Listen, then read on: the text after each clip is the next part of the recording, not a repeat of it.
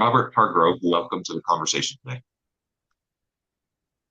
Happy to be here, John. It's a real pleasure to be with you. You're joining us from Boston. I'm south of Salt Lake City in Utah. Today, we're going to be talking about the future of leadership development.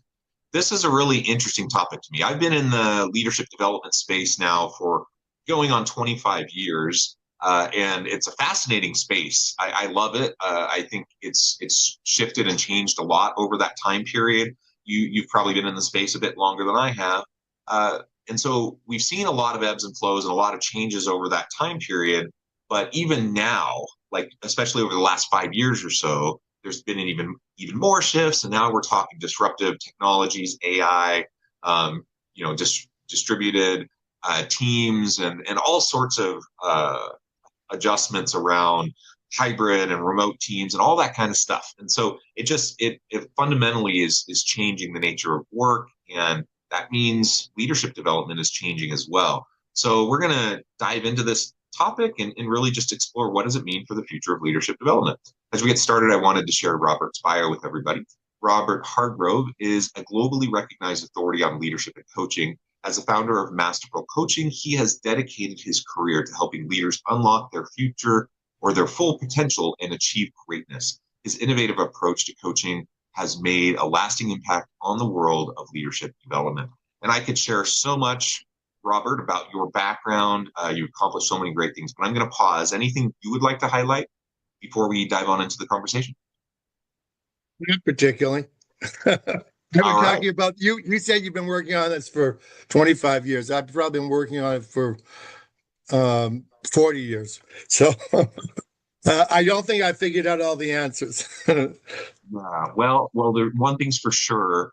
I don't think it's something that is ever complete that we ever completely figure out. One thing I really like about this space too is like I think there are leadership fundamentals. I think there are grounding principles and foundational principles. I also don't think leadership is like rocket science. I don't think it's like unobtainable. I don't think it's beyond our reach. I tell That's why I people said often, not particularly.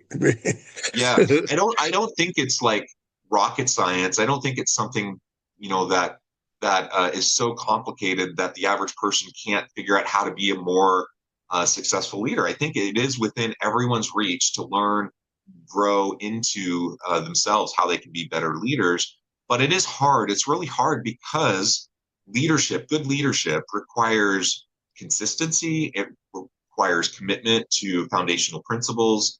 And life is hard. Like life is rough. We get things thrown at us constantly. Work is tough. Organizations are messy. People are messy. Teams are messy. And because of all of that, we get thrown off our game and we start running around, putting out fires and running around like chickens with our heads cut off. And instead of like staying true to the principles, the foundations, we get easily distracted and we start to do all these other things and we don't stay true to those principles. And I think that's even true now as we start to see these shifts that I mentioned in the introduction. Yeah. So as we start, maybe over your 4 decades plus of career, tell us kind of your view on where you've seen the field go during that time, and really what you see as some of those foundational components to strong, successful leadership. When I started out, actually, in my consulting career, leadership was not even a word that was used in companies.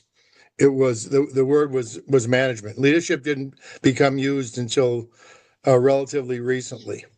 In Europe, they didn't even use the word management. They used the word control. Like my job is to control the organization.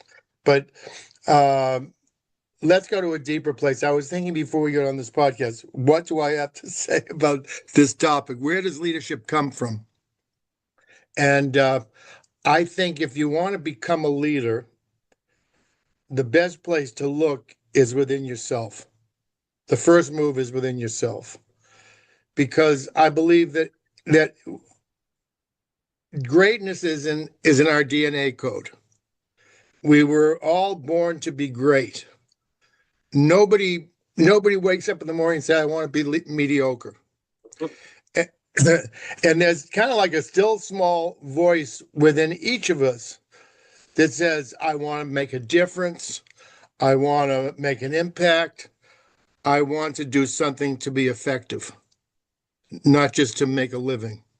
But what happens with a lot of us is we tune out that voice. We listen to other voices that tell us to be realistic, to be practical, to do something to make a living, not something that we can joyfully express our unique qualities of excellence. And we lose touch with that voice. And so the beginning point of all leadership is to listen, is the first move is within, to recognize greatness is in your DNA code, and to turn up the volume on that voice that says, I want to make a difference. I want to have an impact. I want to be effective.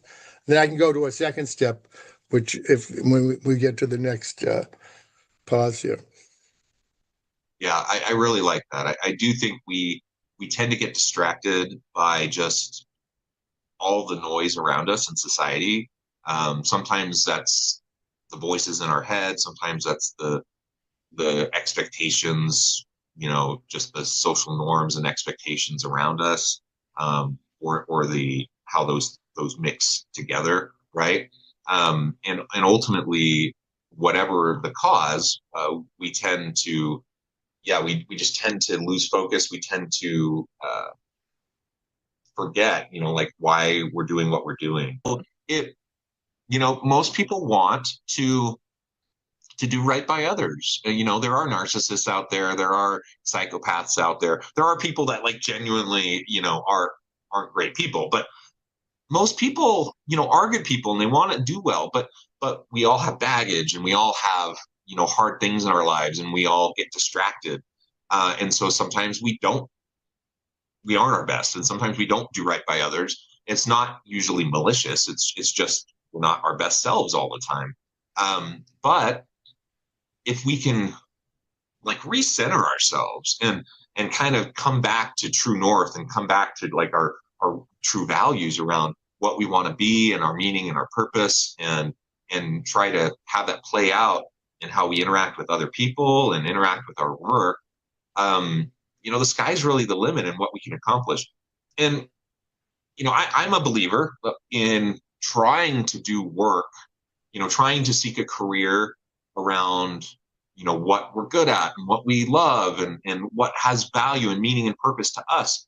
But I'm also, a realist, and I understand that not everyone has privilege, to be able to do things that are necessarily things that they love. And some people have to, people have to do all sorts of different types of work for all different sorts of reasons. And sometimes maybe they're going to do a job that isn't their favorite type of thing. And maybe they're going to have to do something that's kind of a grind and something that, they're just getting the paycheck because they have to support their family. And I get that. And there's honor in doing any kind of work if you're doing it to support your loved ones. But I also believe that any kind of work can be meaningful. Any kind of work can drive meaning and purpose and value, depending on how you approach it, like your mental state and your mindset around it and how you approach it, especially when you're leading people.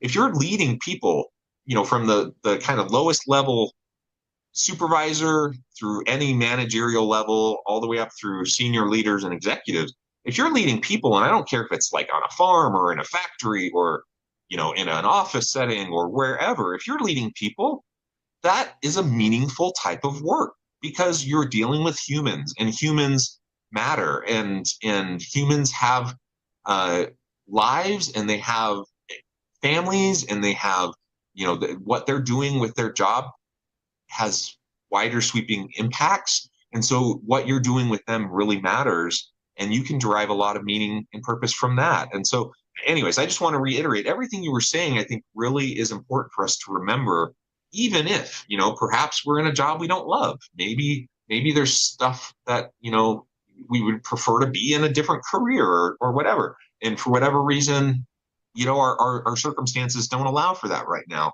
That's okay, because we still can, derive meaning and purpose and value via our mindset and how we interact with those around us. And I think that's something really important for us to always remember.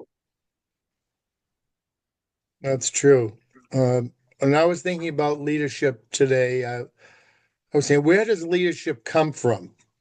Yeah. And I think it comes from what I call, and I'm going to go to a very sort of root cause, what I call ennobling ideals and empowering values.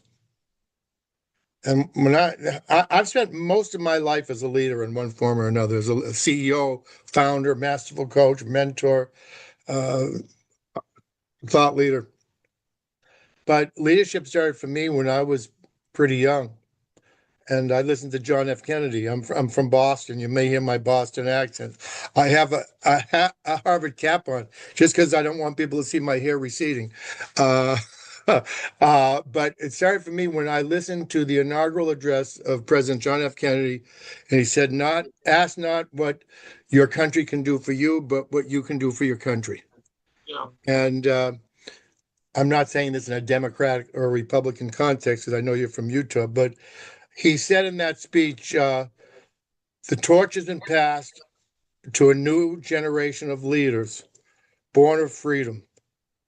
And when he said that, I felt as if he were speaking to me, Mm. and that I had to pick up the torch and carry it on and do something with my life that really made a difference. And I want to go back to something that you were saying, because this was in sharp contrast to the household where I grew up. My father was like a traveling salesman. Uh, and he would come home late, and my mother would say, "Where have you been?" And he would say, "Woman, I'm trying to earn a living." I heard that in my head like 10,000 times. I'm trying to earn a living, trying to make a living, trying to make a living.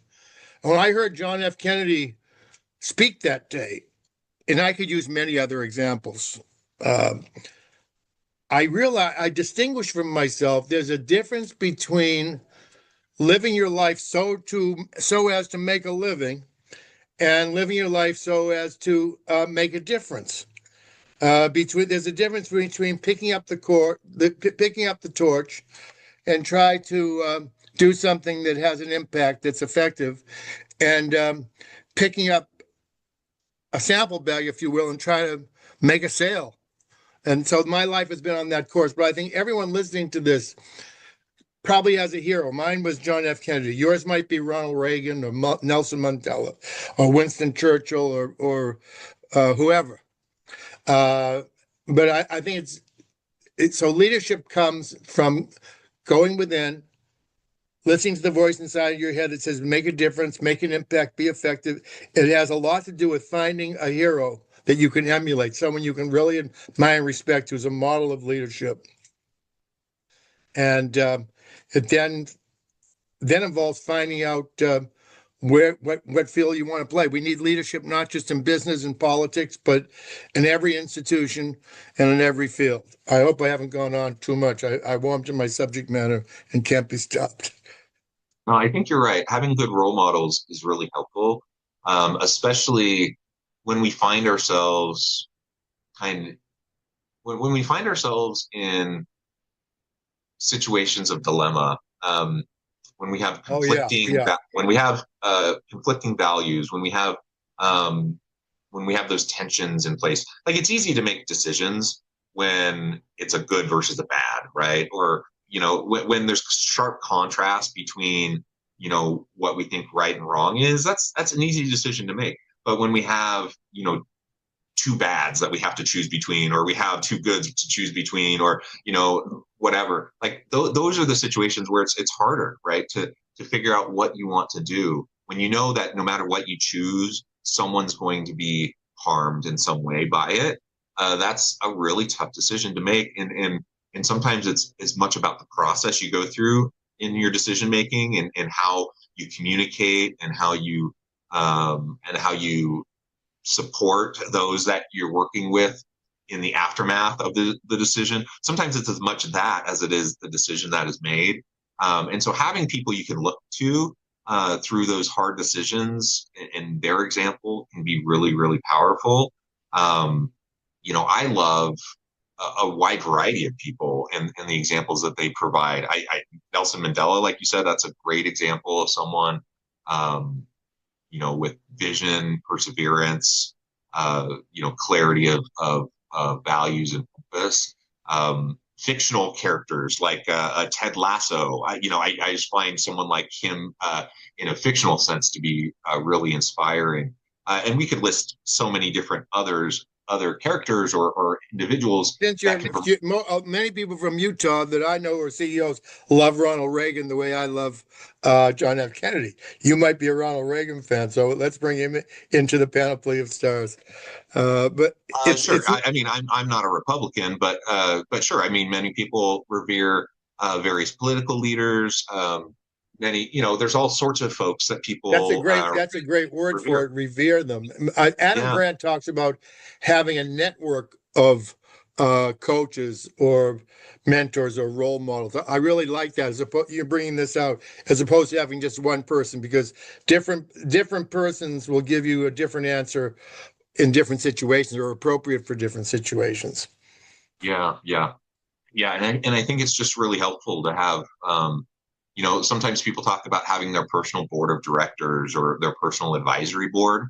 And a lot of times that's people, close friends, family members, professional colleagues that you can lean on and get counsel from during difficult times. And I think that's super powerful and super helpful. But I think it's also valuable to have kind of your personal advisory board of those you revere and aspire to, like I love those that idea. examples. I love that Yeah. a personal advisory board of people who represent uh, great leadership to you, or great humanness, or whatever it is you want. That's it. Because different people you look to in different situations. Someone making a tough decision, someone dealing with adversity, someone having a big vision. It's a very good idea. And I teased at the beginning, like the leadership development is shifting, like there are foundational pieces, but we live in a world of AI. We live in disruptive workplaces and shifting work design and all that kind of stuff. Um, with this advisory board kind of thought, I've tried to have my own professional kind of personal advisory board or advisory council. But with AI, one thing I tried, I've seen other people try it. That's where I got the idea. I put into Claude, one of the AIs. I created my own advisory board of like great leaders. So you can put in the personas of like these great people in history, and like who they were and what they did and like the types of things they faced. And then once you have their personas in there, and then you can give your problem, your challenge. You can say, how would these different people have faced this kind of dilemma? And Winston what kind of Churchill advice do. and what Yeah, kind what of would Martin Luther King do? what kind of advice might they give in this kind of a situation? And obviously you take it with a grain of salt. It's AI output, but like you can get Actually, some. I think Claude's output is better than most uh, leadership development gurus, business McKinsey consultants, and others. I think that's a fabulous idea. Does Claude remember when you go to ask a question? Does he remember your list? I would go back and prompt it again. Yeah. Yeah, but it's just an interest. These are types of things that you can do. Now Well, that I maybe think you couldn't have it's an done interesting point before. because you can get leadership development advice from Claude or ChatGPT or Gemini in 24/7 in 10 seconds that you used to have to go to take a 3-day leadership program in some cabin in the woods someplace. So that's very interesting. Yeah. Anyways, it kind of democratizes leadership development, right? And Absolutely. you still need to know kind of how to prompt it. You need to know how to utilize it, how to debrief it, how to incorporate it, how to reflect on it. Like there's definitely still a role for leadership development folks and trainers and all of that, because there's a lot of skill that goes into all these different pieces. But but it does Actually, John, democratize it. I think you're not doing justice to your point. I think, in fact, that that AI is going to totally disrupt the field of leadership So development, and most, I would say, the vast majority of leadership development people, business consultants, trainers will not have a job except for the very best and the most sincere and most talented. yeah, the top and most elite.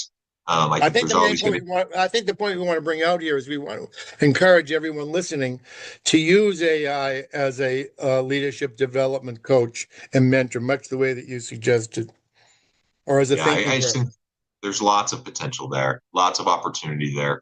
Robert, this has just been a great conversation. We've only scratched the surface here, but there's lots of things to consider as we move into the future of work. As we wrap things up for today, I just wanted to give you a chance to share with the audience how they can connect with you, find out more about your work, and then give us the final word for today. Okay, well, I guess I'm trying to make 3 points. One is greatness is in your DNA code. Listen to the voice inside you that says, make a difference, make an impact, be effective. Two, find your hero, a great leader in history or in business or politics that you can emulate. And do what John was talking about, create your own personal board of directors, or kitchen cabinet might even be a better word. There was a third point I wanted to make, if we had time, which was all great leaders wind up with an impossible goal and an impossible deadline. John F. Kennedy said, man on the moon by the end of the decade. Challenge yourself to have an impossible goal and an impossible deadline, and you'll discover that that becomes a crucible experience that helps transform you into a leader. As far as my own if you want to get in touch with me, my company is called Masterful Coaching. Right now, I'm working on something close to what you were talking about. It's called Masterful Coaching AI. It's kind of like a Chat GPT or Claude for CEOs, founders, and top team members. So, and people are going to be able to get very high value masterful coaching for pennies. Basically, my goal is to disrupt the $300 billion leadership development, business consulting, and training industry. So, if interested in any of that, get in touch with us. Get in touch with me on LinkedIn, Robert Hargrove, or our website, masterfulcoaching.com. I love it. I love it. Thank you much, Robert. It's been a real pleasure. I encourage the audience to reach out, to get connected, find out more about what Robert can do for you. And as always, I hope everyone can stay healthy and safe. They can find meaning and purpose at work each and every day. And I hope you all have a great